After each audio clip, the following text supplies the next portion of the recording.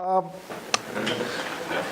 know, I'm a little bit awed by this group because obviously you're sharing your interest, you're displaying your interest up front.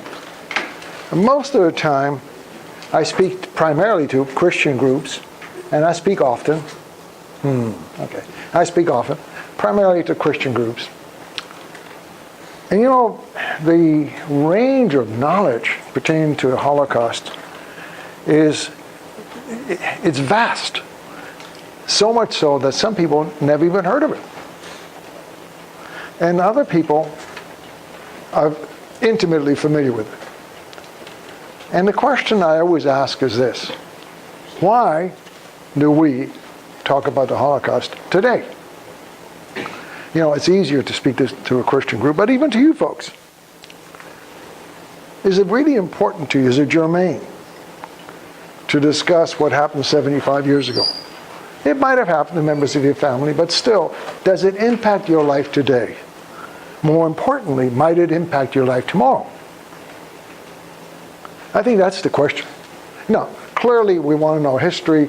Clearly we want to know the culture that we're in. Clearly we want to know the people we're part of. But is it important to you personally today and tomorrow? I promise, I forewarned you. What would you say? With the girl with a big smile. I don't know. I don't know. Well, that's a very honest answer. How about you? I'll make it easy for you, all right? Okay. Your choices are yes or no. Yes. That's a nice, safe answer. Yes. What would you say, yes or no? Yes. Anyone want to say no? Oh, you're so polite. You're so polite. Well, the bottom line, really, the important question is, can it happen to you? Can it happen tomorrow? Can it happen here? Okay, you understand now. That's why we talk about it. And this is where I start usually with my own story. I was born in Krakow, Poland. My dad was an insurance executive, which, by the way, was odd in Poland because insurance was one of the industries that they kept the Jews out. And so the only way my dad could get into that business was by working for an Italian insurance company, and Italians did not discriminate. You know something? I think that am I supposed to start this recording? Is there anybody else that's a techie here? Nobody's on. Excuse me. Am I supposed to start the recording? I think so. Yes. Okay. Let me see how. He's set up probably for you. That's okay. Oh, so I do have. Yep. Oh, okay. So my dad was an insurance executive working for Reuniti is still in business today. By the way, I contacted them several years ago and asked them if they had any records of my dad. And I just wanted to know what the records. Of course, I know there's no question that he worked for them. No, he never worked for us. I thought that was very interesting. My mom was a professional violinist. We lived very, very comfortably. We did not live in a shtetl life. We lived in Krakow, which is I think it's the second largest city in Poland. It was a traditional capital when Poland was a kingdom, and we'll go there. We lived a lovely life. My grandparents lived down the block, so did my aunt, and I was the only child, the only grandchild. I had the life that all of you would want to have. As a matter of fact, to give you an idea how good our life was, my father's parents came to New York because they had two sons living in New York to see whether it was possibly they might want to relocate to the United States. And after being a month in New York City, they went back to Poland. Life was better in Poland than it was in the United States. That gives you a sense. Well, everything's going just fine. And, excuse me, one more thing. My dad, in order to get the business degree that he wanted, the Polish universities had a very strict quota system. And so what they precluded, many universities would not accept a Jew at all. And those that did usually had a 5% quota. To give you a sense, Jews represented about 11% of the Polish population. So many of the universities, many of the programs were just not open to anybody but perhaps a legacy or somebody who's very wealthy. That, by the way, that also went on in the United States. When I came here in 1947, most of the Ivies were not available to a Jewish person. So, my dad was totally familiar with German. He was educated in German. That was almost his second. He had two primary languages, Polish and German. And he read German periodicals and read German newspapers. And he knew Hitler made no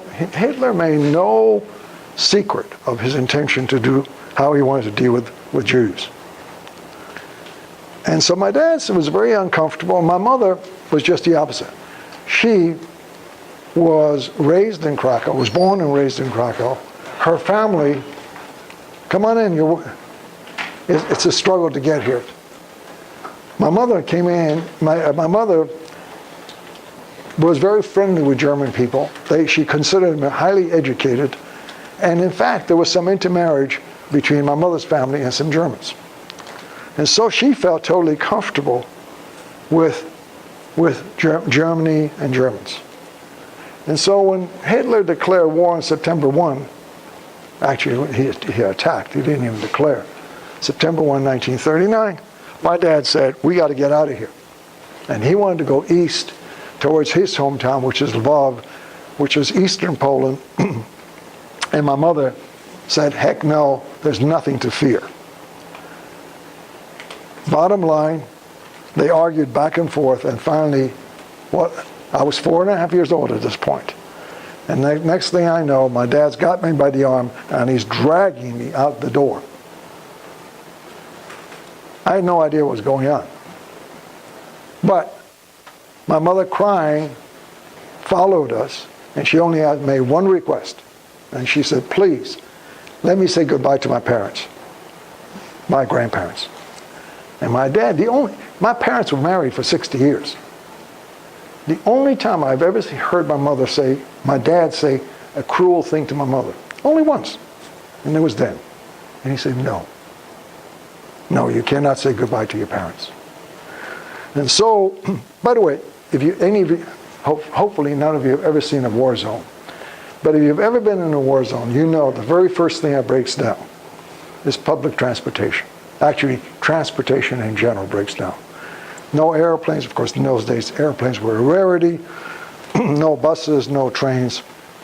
You couldn't even hire a truck or a taxi. So we started walking across Poland. And to give you a sense, how about if I said to you, let's walk right now, no provisions, no nothing, just as we're sitting in these chairs, and let's go to Orlando. Because the distance that we walked is within 2 miles, the same distance as, actually within 5 miles, same distance as from here to Orlando. And we did. At night, we would knock on somebody's house. Some people were very generous to us. They gave us a meal and would give us a place to sleep. Others would give us a meal and send us away. Yet others would enable us to sleep in the barn. Sometimes in candor, this was September, we took food off the trees and off the plants, and so it's technically stealing. But after about 3 weeks or so, we wound up coming to a river. None of us could swim, and that river was a major obstacle. But we found out that there was a ferry up the line, and I'd like for you to visualize a rectangular boat with a horse and a cart in the middle, and a line of people on each side. And and we were poled across the river. And the reason why that's so significant, because unknown to us, and remember, in a war zone, most everything you do not know. There's very little that you do know. And so in a war zone, at that point, unknowingly, we traveled from the Nazi-controlled part of Poland to the Soviet-controlled part of Poland. And shortly thereafter, we wound up in Lvov, which is my dad's hometown. And then life went back to normal. My dad got a job, we got an apartment, my grandmother was there, everything was fine. But my mother, true to her word, every day she would write a letter to her sister, to her mother, to her dad, to her friends, to her cousins. Not one letter ever came back, not one letter was ever answered. My mother, in 1995, went to her grave, never knowing why those letters were not answered. Today, I know. Because what happened was, shortly after we left, all the Jews of that area were rounded up, brought to a square that we will see probably on our trip, with the chairs there. So keep in mind, a square with the chairs. And from there, by truck, they were taken to concentration camps. And there, they died. By virtue of our walking from Krakow to Lvov, we bought 20 months of life. Of course, 20 months later, the Nazis attacked the Soviets. We had no place to run, and we came under Nazi domination. The first thing that happened to me, or to us, on a card about the size of the name card, we were told you have to leave the place where you are, leave all the furniture, etc. You can take one suitcase, and you have to move to this apartment, and give us an address. We thought somebody wanted our very nice apartment, and maybe a German officer.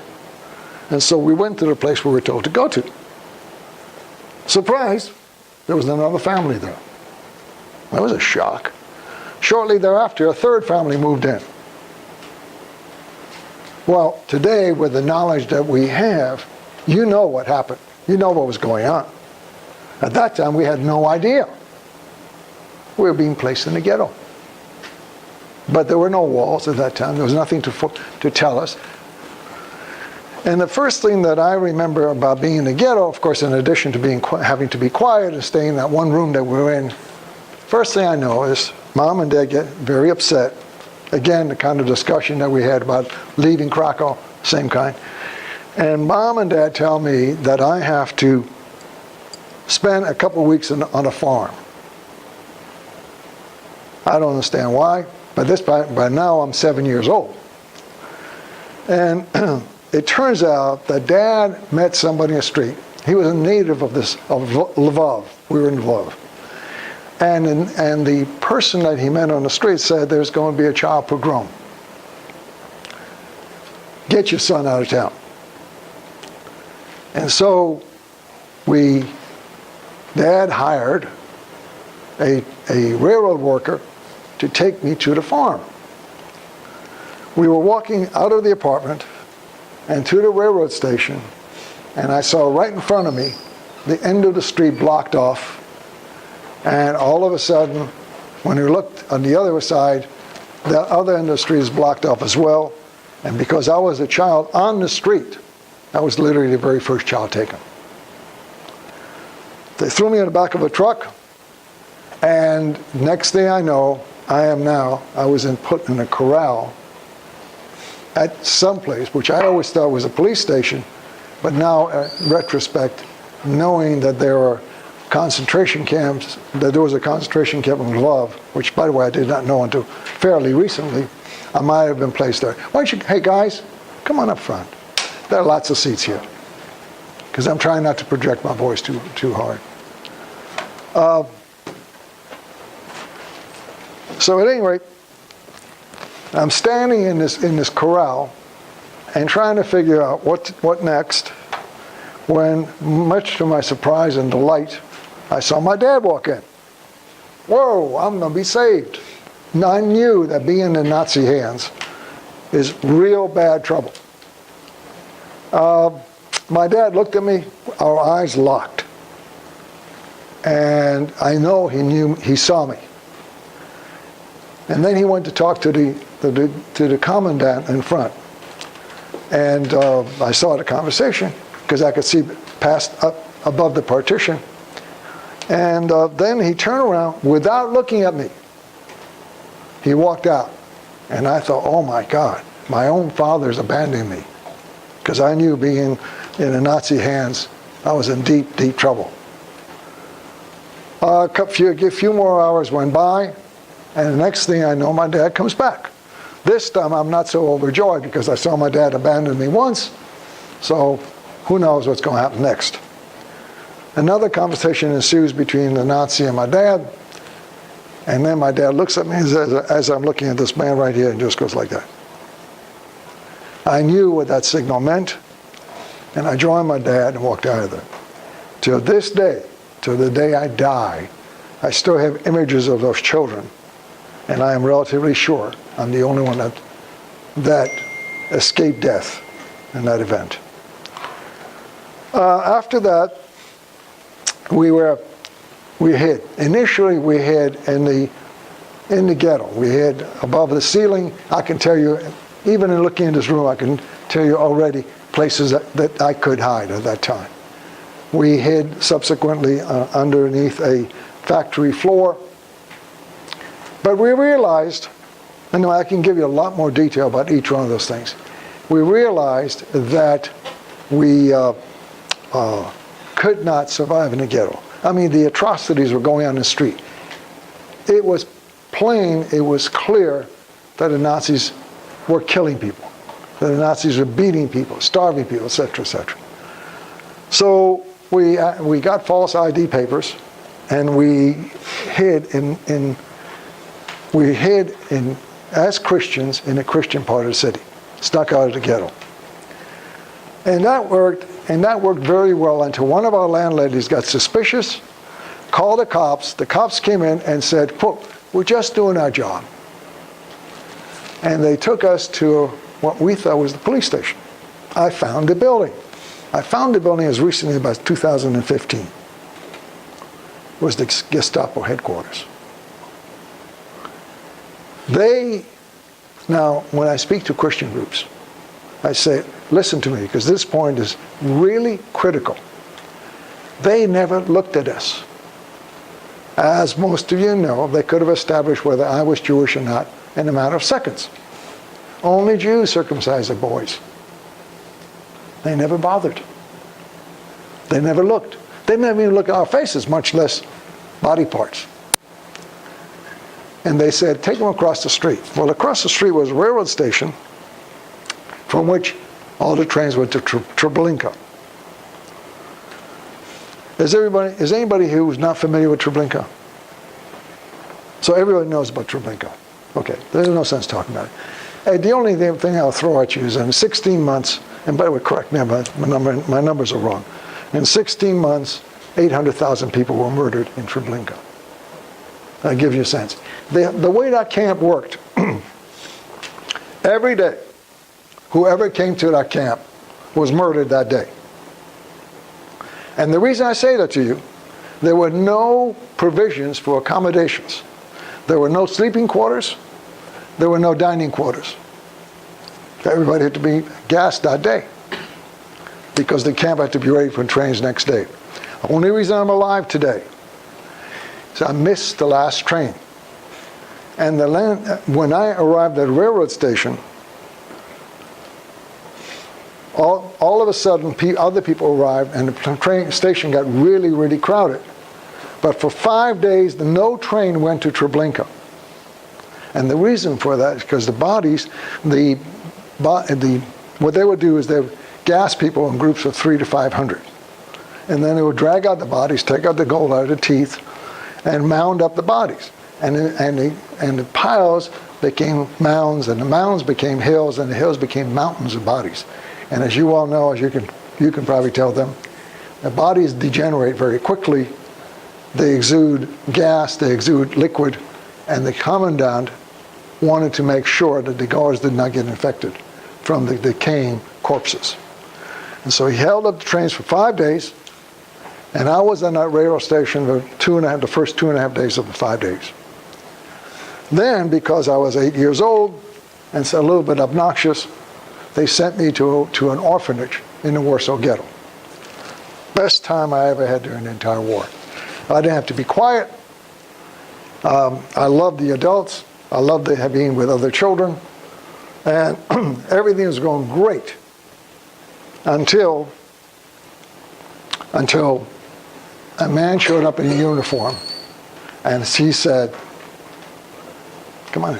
And he said, "Come on, come on, come on. They got the chairs are right here in the front row." And he said, "I'm here to take you to your parents." And my response was, "No way, no how. I'm not going with him. I want to stay in the orphanage, etc." Well, he could not persuade me to go with him. Now, this man was a Christian. And he's trying, I would like for you to think about it. He's trying to save my life. He's trying to save a life of a child whom he knows nothing about, does not know. I'm a stranger to him. And he cannot persuade me.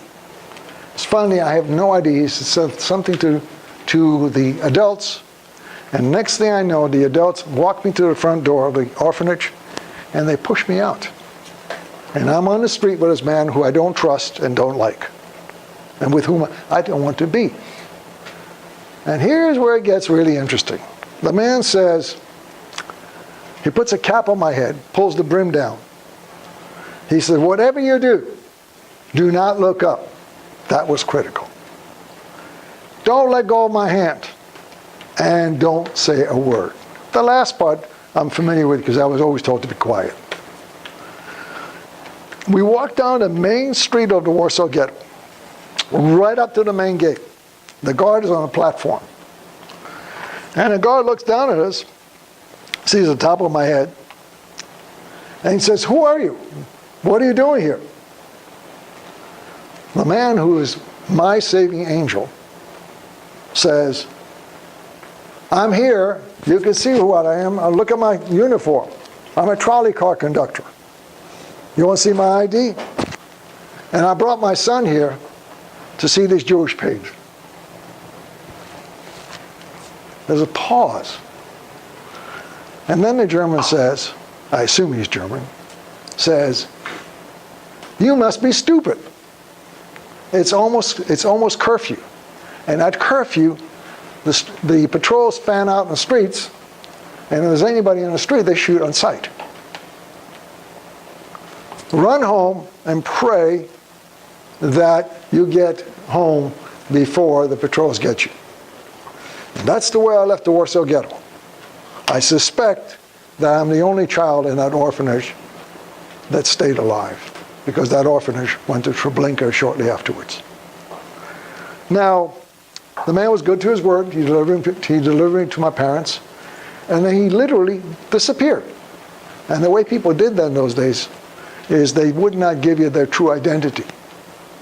So that even if the Nazis caught us, we could never give him up. He had no idea who he was. So after that, my father was socializing with some Nazis. And by the way, let me then give you one more fact about my dad. Early in the war, my dad went to a plastic surgeon and said, "You see this? This is my death warrant. Give me a nose job." And the physician said, "I can't. To bring a Jew into a hospital is a capital offense. They'll shoot both of you and me on sight." My father said, "Well, do it home." Man said, "Can't do it. I don't have any anesthetic. I don't have an assistant. I don't have all the supplies necessary, etc." My father said, "If you don't, my wife has no chance to survive without me," which was true. And subsequently, in the conversation, he said, "I have a 7-year-old son, and he has no chance of survival without us. Would you like to be responsible for the death of a 7-year-old child?" At that point, the physician said, I will try, but I can't promise you nothing." That night, my dad went to his house, armed with a half a bottle of vodka. That was his anesthetic. And you can speak to this.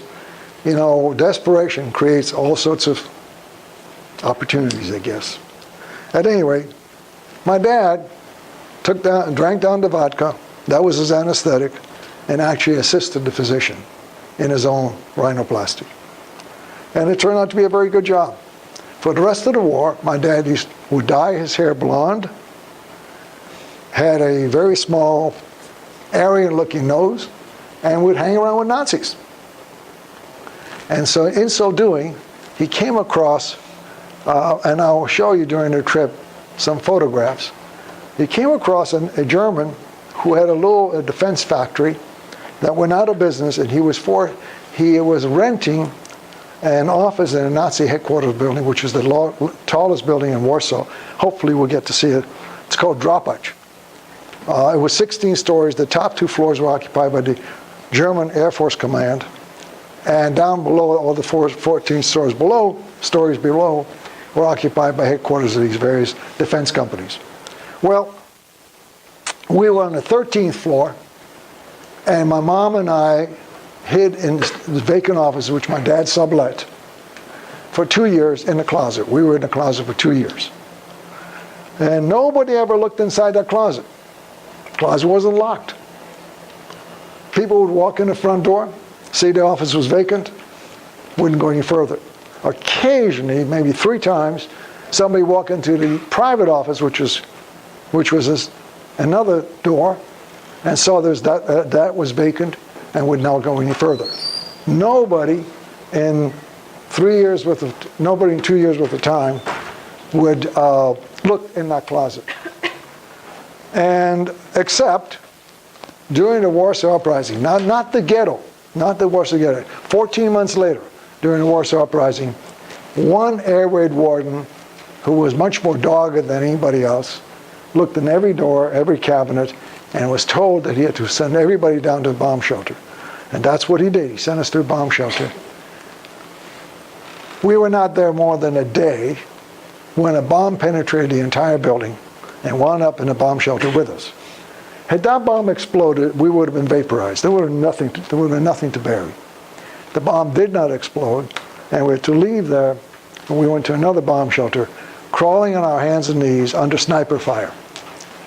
Then, a child's point of view is different than others. For me, a terrible thing happened. At this point, I'm 9.5 years old. My mother and I were never further apart than this young lady and I at this point. I could always reach out and touch my mother. They put my mother about as far away as the back of this room. And it was only about 20 feet away. And then they dropped a sheet between us. And I had no idea what was going on, but mother reassured me that everything's going to be okay, everything's fine. And she would speak from the other side of the sheet. I was unhappy, but kept my mouth shut. By that time, the food shortages were beyond your imagination. The Germans took all of the cattle, took all the sheep, all the goats, everything. Even the dogs were eaten. Even the cats were eaten. Whatever moved was eaten. Subsequently, I thought I heard a cat screeching. And I thought, well, I guess that's my next meal. I was wrong. I was no cat screeching. That was my baby brother announcing his entrance into the world. My brother's birth weight, now I'm 9.5 years old when he was born. His birth weight was less than 2 pounds. My mother had no milk. There were no other women breastfeeding. Everybody agreed this baby had no chance of survival. And one doctor said, and doctor after doctor came looking, because births like that were so rare at that time, with stress. Most of the women would spontaneously abort. And one doctor said, well, if you got to do something with this child, give him some sugar water. That was an insane statement to make. We hadn't seen sugar in 4 years. But I guess somebody was quoting sugar, or if you want to choose to believe it's a miracle, a bag of sugar showed up. And after that, every half hour, we would feed my brother a spoonful of sugar water. And he survived. He survived long enough for a physician wanting to save this miraculous baby